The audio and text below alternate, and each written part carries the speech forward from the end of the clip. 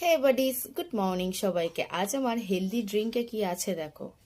এই যে প্রতিদিন তো চিয়া সিডস খাই না, 3 থেকে 4 দিন হয়তো চিয়া সিডস খেলাম, আর বাকি দিনগুলো এই আমন্ড আর কিশমিশ ভেজানো জলটা খাই, আর ওটাও খাই।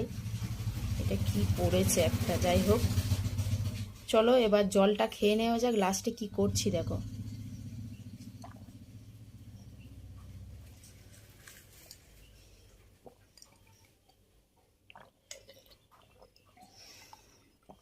জাস্ট এগুলো নেব, আমার দুটো আমি ছাড়িয়ে নিয়েছি, এবার খেয়ে নেব।